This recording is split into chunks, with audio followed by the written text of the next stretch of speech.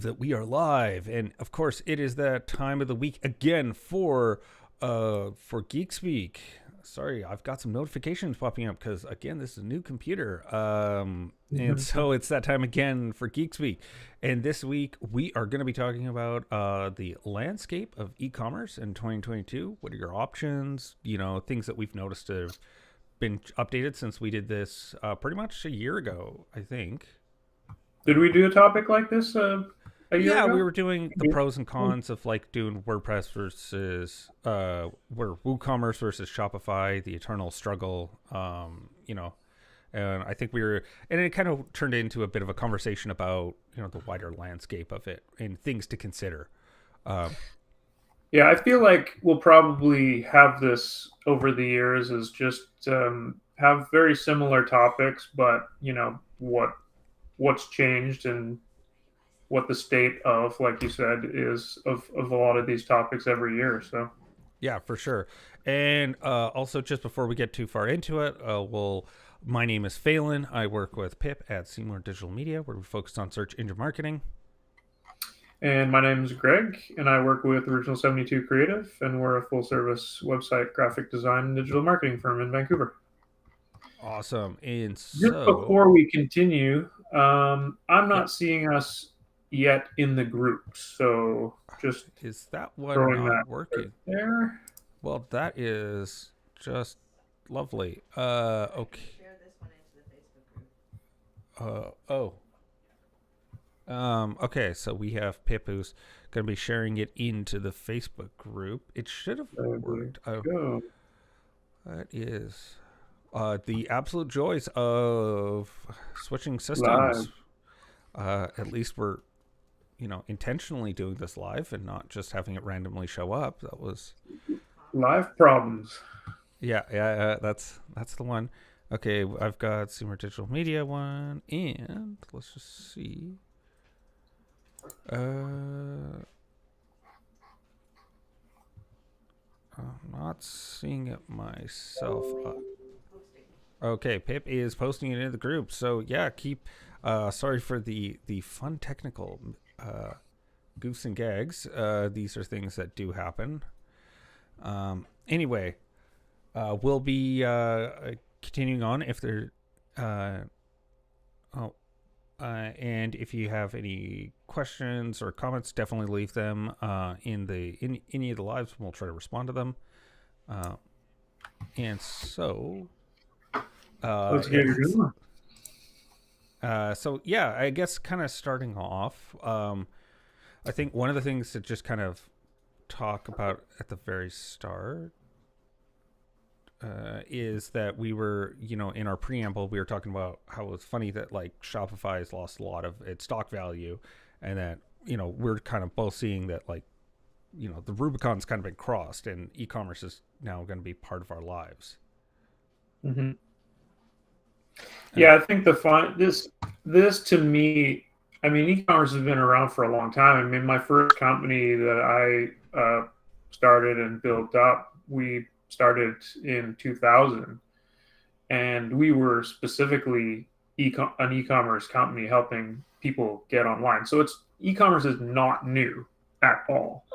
But I think what's happened is there's everybody knows there's early adopters and there's late adopters, and because of the jump to e-commerce, because of the pandemic, and people who maybe were those final late adopters of wanting to or having some hesitation of buying online has been completely done with. There's probably a very small fraction of people out there who have not yet made some type of e-commerce transaction online, and and the fear of doing that is now pretty much non-existent. Everybody is now comfortable or has made some type of a purchase online, so we're through that, and that means to me that people aren't going to stop now that they're comfortable with it or have done it. They will continue to do it. Maybe not with the frequency that we did during the pandemic because everything did go online and you did have to buy things online more because you couldn't go out. People will start going back to the stores and start shopping, but those people who had to buy online have now done it and are comfortable and will most likely continue with not having a hesitation in the future to buy online as well.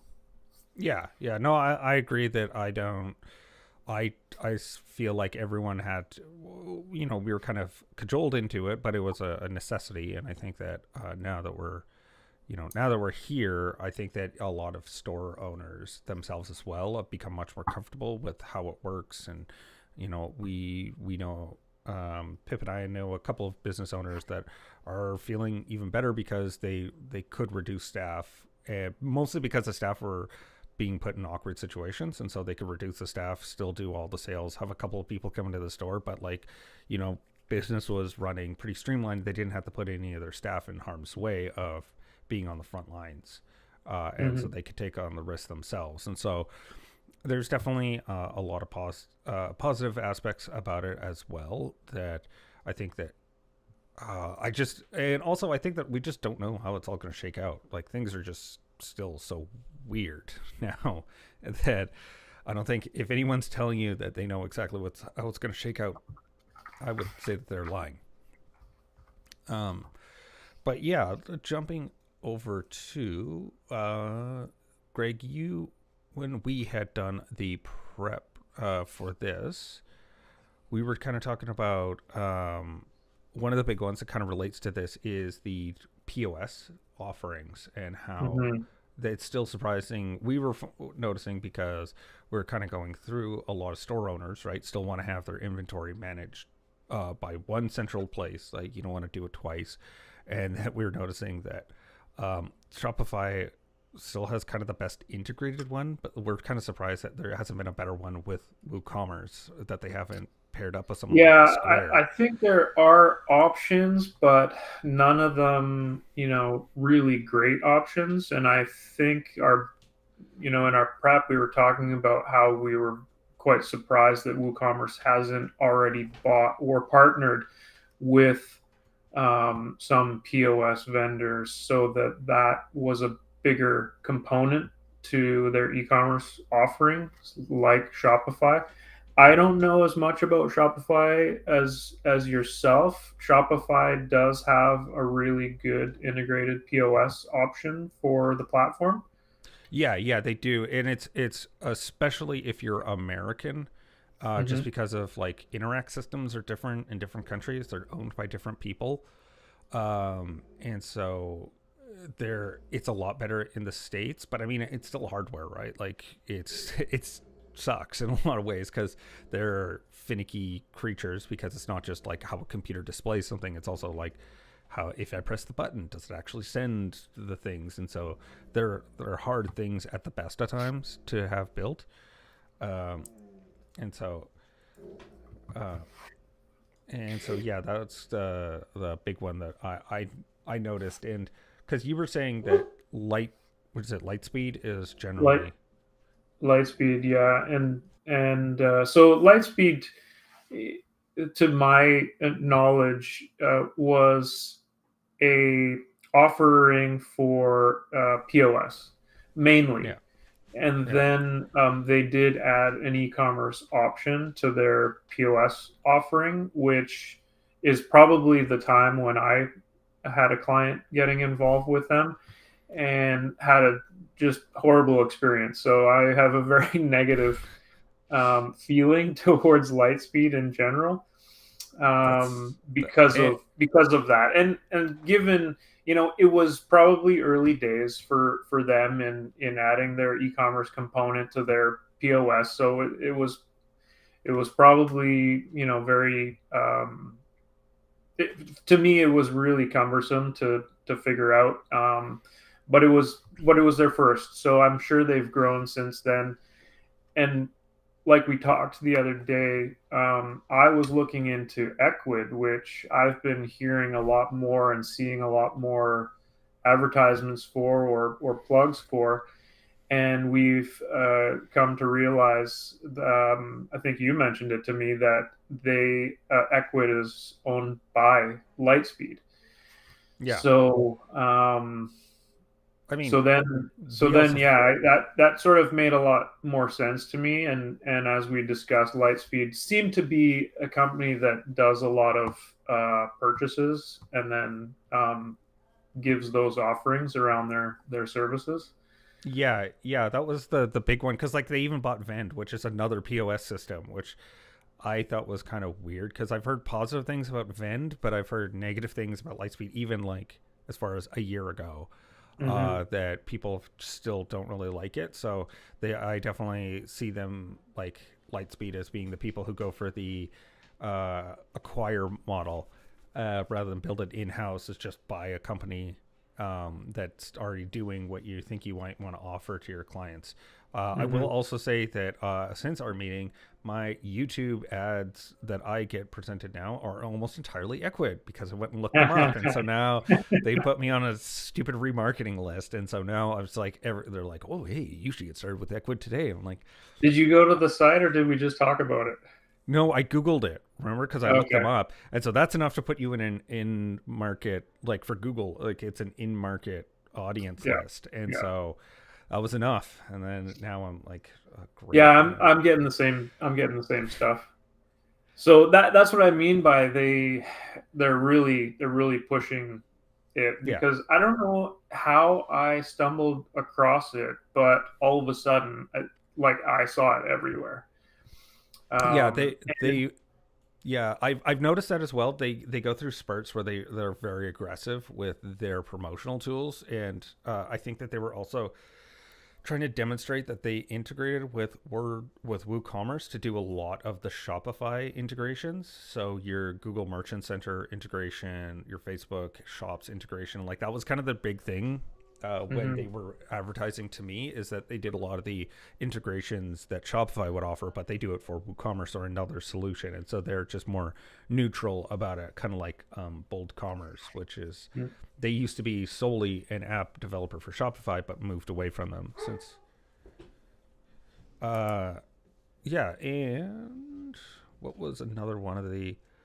Uh, So oh yeah, I was gonna mention the offerings for e-commerce. If you want sort of a true e-commerce store, like selling products online with your typical checkout, the options really to get started is either Shopify, yeah, or if you are running a WordPress site, you can go with WooCommerce, Ecwid. There's even do you remember Cart 66? It was a it, pretty simple. It was a pretty simple solution. It's now called WP Easy Cart. uh, So if you're not looking for, if you don't have a huge store, you're just going to be yeah, selling, I don't know, up to 10 products, possibly looking at something simpler like WP Easy Cart.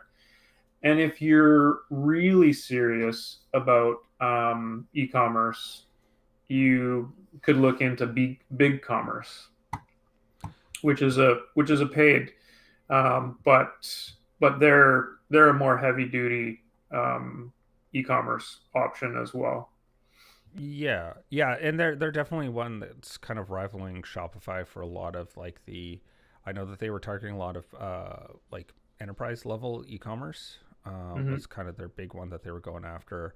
And it's definitely I definitely agree with you that if you're just getting started, starting off with a WooCommerce solution to dip your toes into the e-commerce, because you're not going to need all the bells and whistles. But if you're a store like and you've already know like I'm going to be selling these products, like maybe look for Shopify because it's going to be more straightforward for you to sell right away. It's Mm-hmm. but again, one of the things that we also talked about that kind of led us to this topic because we were originally going to talk about Google Analytics, but that all got changed so because of the announcement, and so we were talking about um, you know when you're starting out to look at what's going to be a good option for you, and like making sure you don't lock yourself into spending all this money up going onto Shopify just to find out that they don't have an integration that you specifically need because you need a I don't know something that a WooCommerce solution could do, because you can get someone to build it, or it's already existing out of the box because it's a Mm-hmm. bigger marketplace that can do these things. And because like all these systems are going to have limitations or things that they're just unable to do at this time, and you want to make sure that you don't get caught out with that. And so that's definitely one to kind of keep in mind. Yeah, I would say there for me there's three um, pretty critical components of e-commerce that really become high deciding factors on what platform you might go with. And to me, those are obviously your payment processing. By far, Mm-hmm. your most important thing is you want to get Yeah. paid. Secondly, is your shipping solutions Yeah. available within the platform.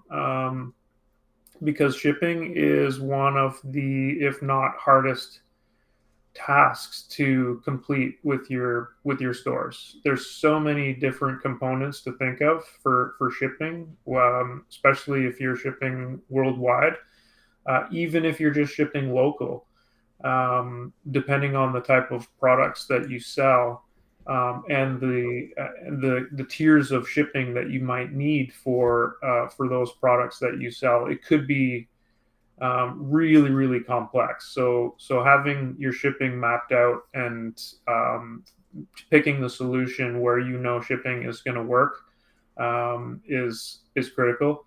And the third would be, we've already talked about it, the possibility of having that POS aspect, so that you're not having to have a separate POS to your e-commerce store, and having everything integrated is high up on the list of things to consider when selecting your e-commerce offering. That to me is the big three Yeah. to really look at, and making a deciding factor on what solution you end up going with.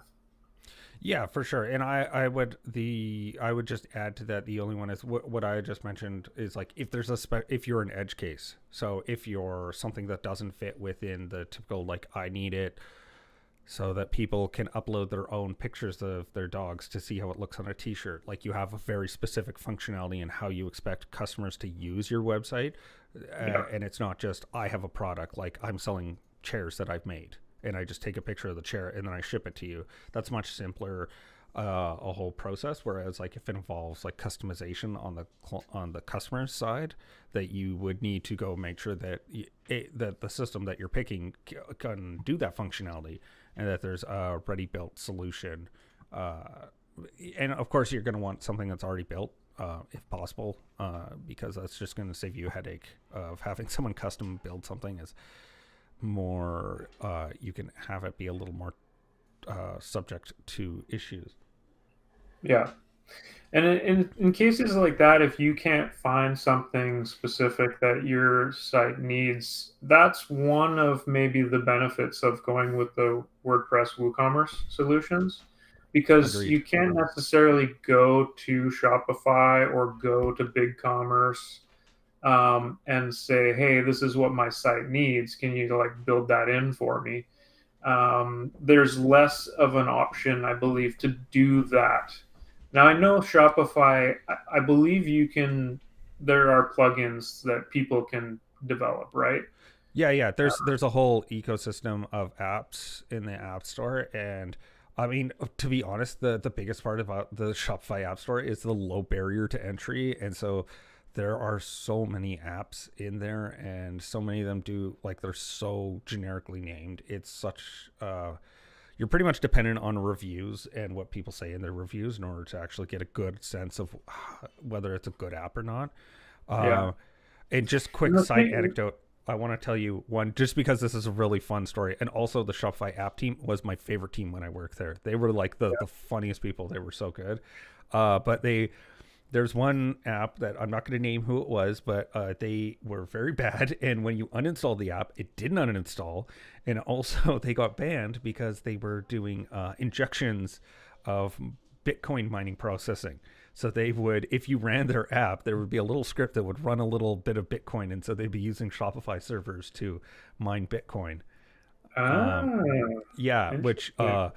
was very much a no-no, and it was very bad of them to have done. And yeah, they were notorious that they got banned very hard. And so yeah, just a Yeah, and fun side just story. to touch further on that, like that's not something that is limited to Shopify. Any offering that has the ability to have some type of a plugin or app added to the site, you're depending on developers, aside from the actual e-commerce solution um, people, to add that functionality. And you have no idea what their coding abilities are, what they're truly doing.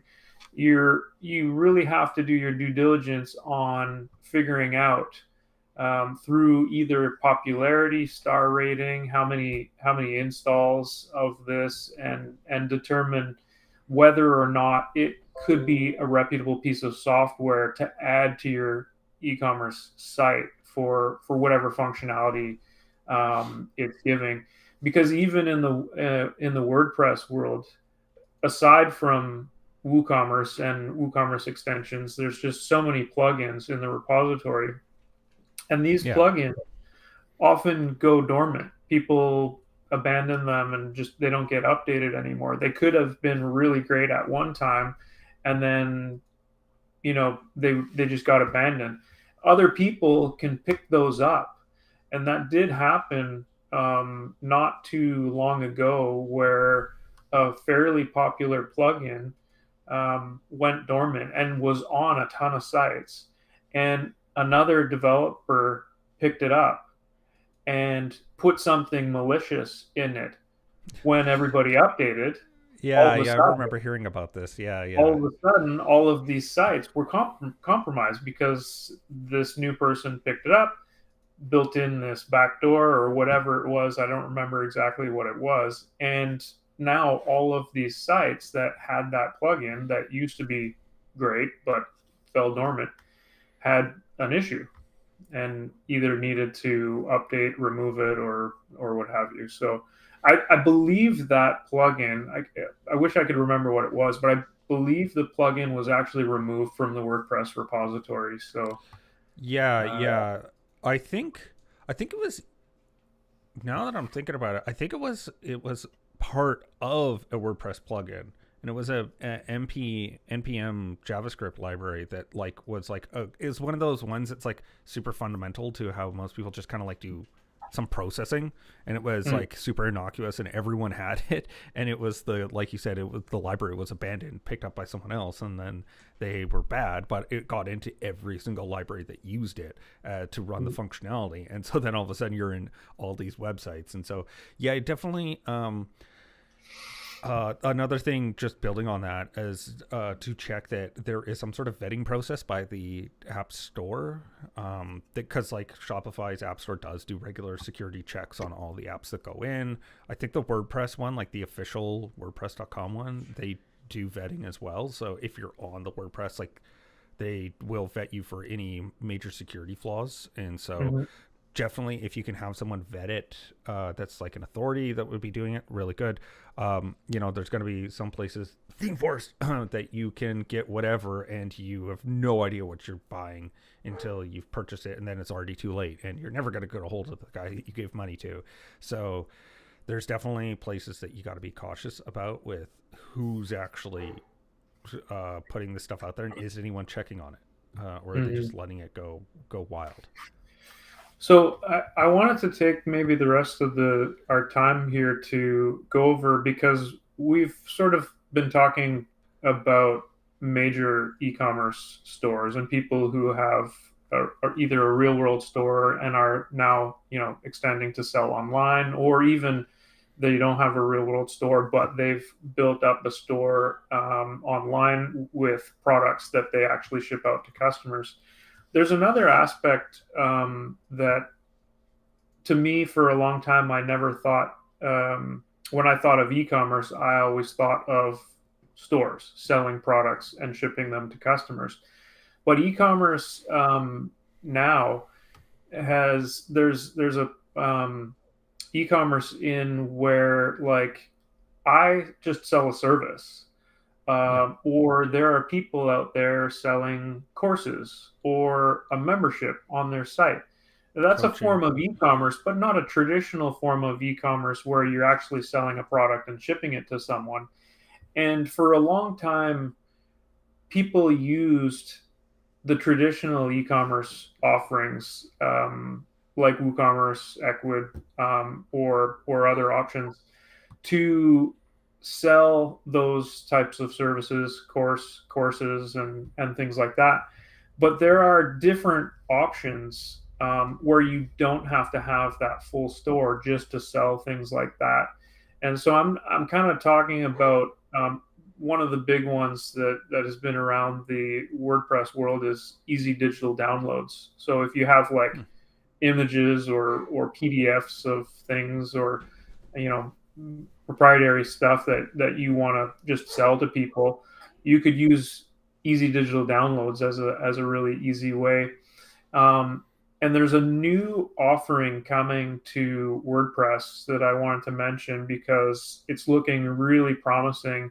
It's called SureCart, and they've kind of they are really catering to this type of a customer. So someone selling courses online or selling memberships on their site or taking donations through their site, event registrations, services like you and I would provide.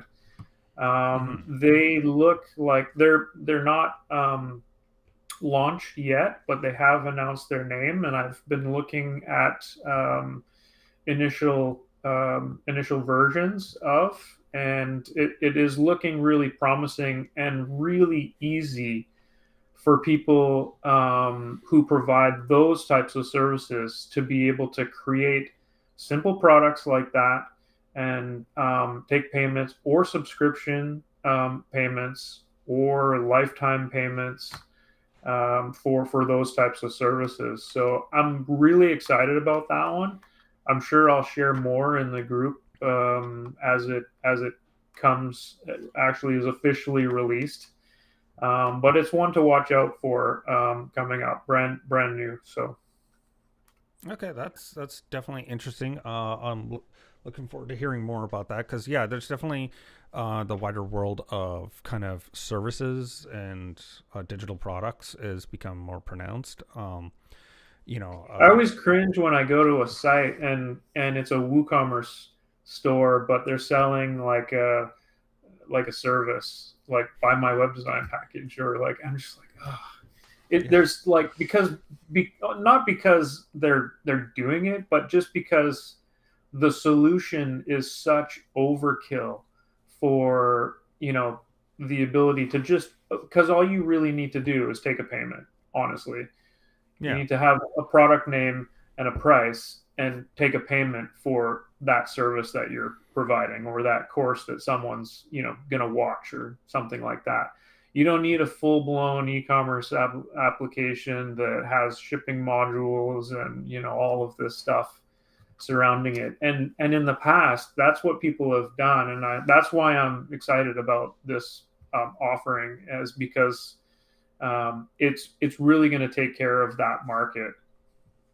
yeah. I agree with you that I think that there's a lot in that space that is still the other one that reminds me of a little bit is Mighty Networks, which is kind of like basically it's like building your own Facebook group, but it's Mm-hmm. like all contained within it. So you could have like people could do posts and then comment on it. So it's like got all the tools that Facebook has. It's just instead of Facebook owning it, it's you that controls it on a site. But and that's more membership. Like it's specifically targeting membership people. Mm-hmm. But that's what I mean. It's like there's variations that people could do within those where you're looking at different types of solutions that you know making sure it's targeted.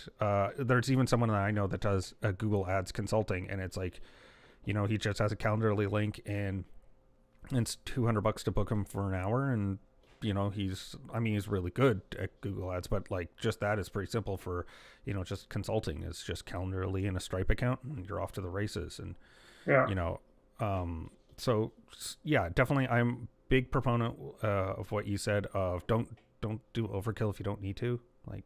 you can probably get away with something. There's probably a ready-made solution that's just going to handle the payment and just simplify that one part of your life. If you're installing WooCommerce for a single product, you need to rethink. Yeah, exactly. Yeah. But that is coming up on time for us. And so that leaves it for me to say, if you do have questions, again, leave it in the comments. We'll be more than happy to answer those, or hit us with the hashtag replay if you're coming to it later. And my name's Phelan from Seymour Digital Media. And I'm Greg from Original 72. Thanks for joining us. Okay, bye.